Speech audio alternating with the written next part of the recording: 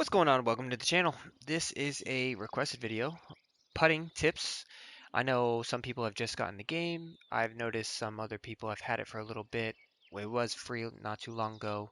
Not everyone has been caught up, or the algorithm has been showing essentially that the videos we have put up in the past on tips are there as well. If you want to go into the archive. If not, we'll recycle some of these. But this was a requested video on helping out people putting. So don't forget to like and subscribe. If you have any more tips that you guys want, then you're going to want to make sure you leave a comment down below, and I have no problem making it. That's what this entire channel is all about. So let's talk a couple things putting. I have four main things putting, and I don't really recommend practice putting in the practice area or the setting that you can do. And that's simply because a lot of it is just flat putts. You don't actually get a full feel and vibe of real putts. It also gives you these stupid long putts. But I want to talk about these four things, and then we'll go to a real course and we'll actually test out some of these methods. So a lot of people struggle simply because they don't know distance control once the meter gets taken off. You get to a certain level of TGC, or maybe you're playing in online society, or maybe you just want to turn the meter off and you just don't know distance control.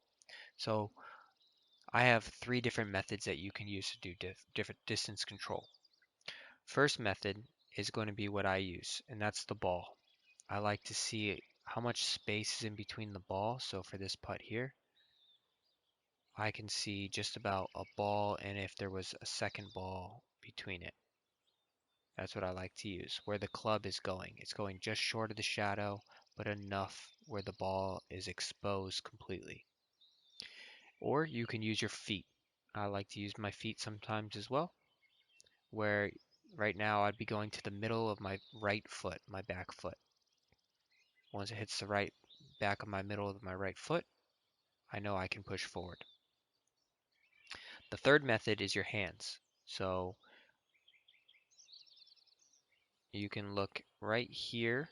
So when I go back to it, pay attention to this little corner spot right here.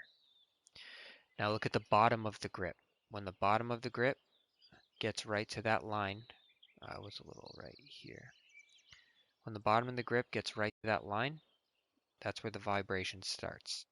You can use your thumb, you can use your knuckles. You just got to find a marker for yourself where the vibration hits. So I vibrate right when it crosses that line. Alright, so I'll hit this just so you can see where the vibration goes. So either use the ball, your feet, or your hands. Hit the white. And now we have our distance control. Obviously I wasn't playing for too much of the break there, but that is an example of how you get distance control. This is a super long one. I'm just going to hit it up close. I would most likely use my hands in the grip in that situation. Alright, so now let's talk about the next thing. The next thing I want to talk about is the meter, the little arrow that you can see here that I'm moving around. So the natural part of when the putt lines up, it will give you the arrow as if the putt will be the perfect distance, as if it just rolls in the front of the cup, it doesn't hit the back of the cup. Now that is great because it automatically gives you a reference point of how far you need to hit the putt.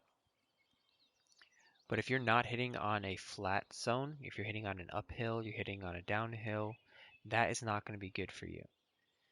You're going to need to move it accordingly. If it's going uphill on like just a basic one like this, I'd click it maybe one extra time. If it's going on something on like a yellow, I'd hit it about 3 times. If it was going on a orange, I'd hit it about 4 times. If it's going on a red, I'd move it back about 5, 6 times. That would just be and vice versa, going downhill, obviously going the opposite way. Now, one of my methods that have really worked for me is I like to take breaks out of putts. So this one is obviously not moving that much, but this is where the meter is. I would actually move this back about 3 more clicks because I'm going to hit this a little bit stronger. The stronger I hit it, I'm essentially hitting it through the break. What that does is it doesn't allow for the putt to break as much as it probably would have if I didn't do it. So that's a little method that I always use. I always try to move it back longer just to take these breaks out of these putts. Now, along with that, I also want to talk about the other thing. How you use this, your controller. If you are an aggressive person, that's much better in this situation. So if you aggressively hit it forward hard, your ball will come off faster off the club face, your putt will be moving, and it will break a lot less. If you're somebody who hits it very gently, like you're just trying to barely touch it, then it's going to have a lot more break affected. So for instance, this putt here, I'm going to hit it very gently and watch how much this putt move. It's not a very breaking putt, but watch how slow it moves coming off the putter.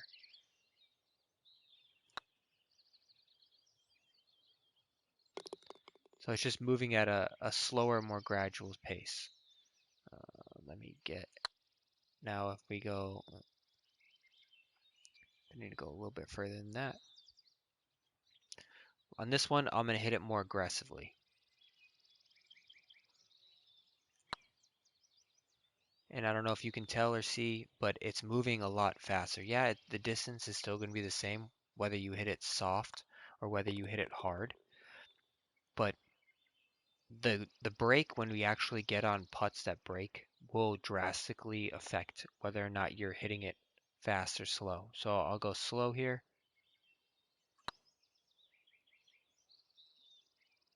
And we're just slowly breaking. And it doesn't actually get to the hole, even though the meter was behind it. You get the point. So those are the things.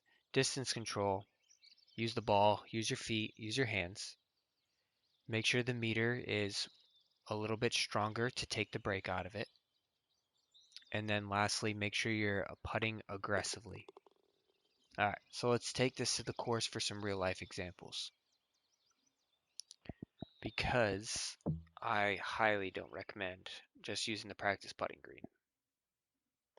When we get on to, when I get into an actual situation here, I'll talk about how to read slopes and finding the peak. That's the fourth thing that I have not talked about yet. But just remember, find your marker on your body. I gave you three options. Take the break out as much as you possibly can. And now we're going to talk about reading the putt aggressively. So in this instance, right? So right out of the gate, we're on a yellowish to orangish slope. So I'm going to hit that back at least 3. Just because I don't want this to just roll 10 feet by. I want to be somewhat close where even if I do miss this, it's just a 2-putt and I'm not adding up strokes. The next thing you want to do here is find the peak. Now what I mean is find the one that's moving the fastest or find where the midpoint of the putt is. You're trying to putt to a picture. So these two are pretty much moving the exact same speed. So I want to go right to the middle of them. Now just know if you're going downhill, it will break a lot more than if you're going uphill as well. So this is actually a pretty tough and slippery putt. So we're going back to the marker. I'm going to hit down 3 times. I'm hitting right to the middle of these two because this is where I see the peak. I see the putt going here. I see it going here along this lines, and then it's going to start to turn here, and hopefully it's just going to drop on in. Now also my putt, where my lie is, pay attention to that as well. So I'm on a down sloping to the right putt. So right out of the gate, I don't know why this game does it because that's not really how it goes, but my putt will automatically start out to the right just because of where my ball is. So if you're ever on like a red slope, pay attention to that because your ball will automatically start right or left depending on where the hill is. All right, so let's give this one a whirl here. Tapped it down 3. We're going to just gently roll this one down. This is not a very high makeable putt, but we're going to make it. All right, now distance control. I'm seeing the bottom of the ball not being exposed, so that's what I'm going to use here. Or the inside of my foot, or my thumb touching that green line. All right. Putt aggressively. It's a slippery one. Now you see if I didn't click it back 3, how far would that have been? I just gave it a little bit more respect. I thought I was playing on a little bit faster greens. Now I can adjust for these other putts going forward.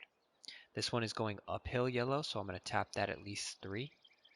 It's moving slightly to the left. Now how am I going to take out of the break? I'm going to hit this excessively more. So I tapped it 3 more times to take the break out. I'm going to aim right edge of the cup. I see just my club on the other side of the shadow here. Right down the middle. Now if I didn't click it that extra 3-4 times, that break actually would have affected my putt, and I could have potentially crossed the face and left it exposed. We're on some tough greens. Let's look at this one. Alright, so right out of the gate, we know it's going slightly downhill to a slight uphill, so it's pretty much flat because those two will balance each other out. It will start off to the left because of the lie that it's on,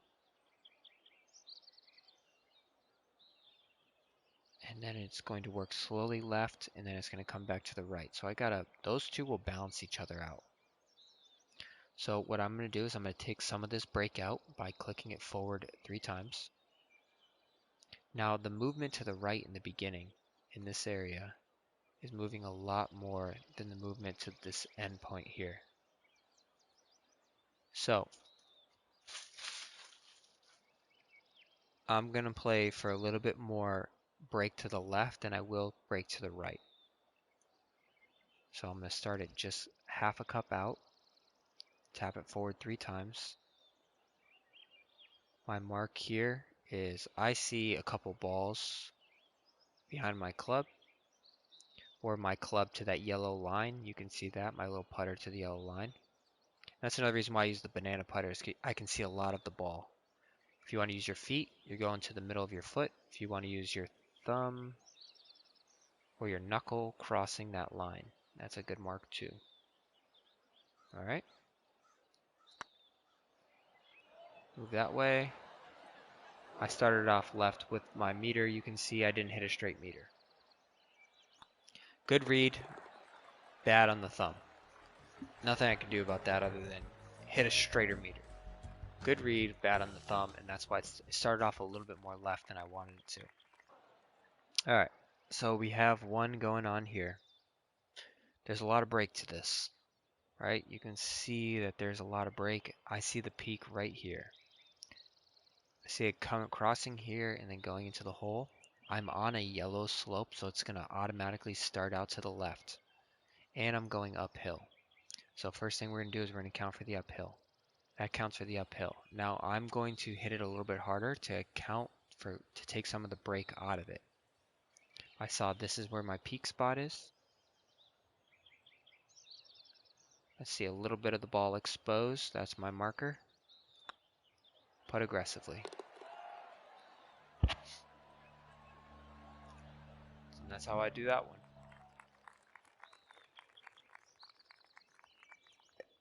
Alright, let's go a couple more examples here. Now just know, like, putting is what makes some people shoot 19 under. It's like the difference between me shooting 16 under and 8 under. Sometimes it's going to happen, sometimes it's not. It's difficult. Putting is the hardest part of this game. So if you really want to lower your score, highly recommend hitting closer wedge shots and working on that. This one is going downhill, but it's slightly to the left.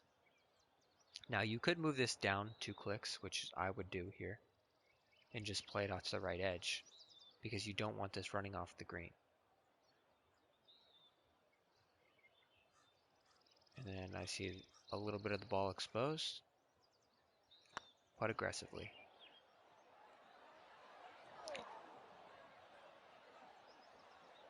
Bad meter again. I gotta really work on my meters right now. On these short ones, you know I like to take it all off. So that's what happens when you have bad meters. But we're reading right. I just need to focus more on not teaching and actually hitting better meters. Alright, let's get this one up there.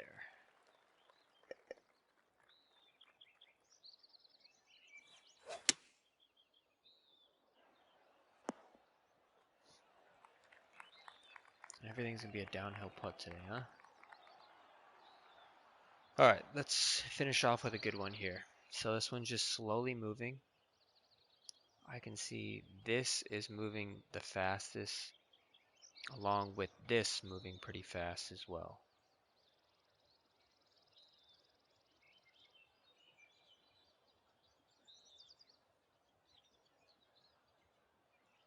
Slightly downhill, but that doesn't bother me.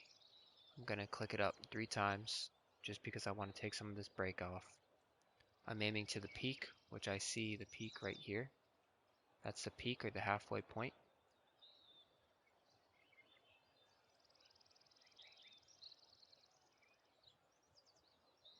Back my foot,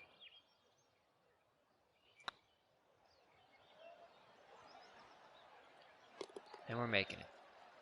So those are some examples. Those are the things that you need to focus on. Obviously, putting isn't an exact science. You can hit it softer with more break. You can hit it harder and take a bunch of break off of it. It's really up to your preference. I'm someone who likes to hit it a little bit harder, um, take some of the break off. But no, like putting is not the easiest part in this game, and it's something that takes a lot of practice. You have to get a feel for it, and you just have to get used to it. But I hope this helps. If you have more tips that you guys need, if you want me to refresh some, I have all of my numbers on how I get my yardages. I have so many videos on that. I've done so much testing. Stay tuned for more. Round 3 and 4 will be coming out later this week. I'm in 12th place right now, and I hope this helps.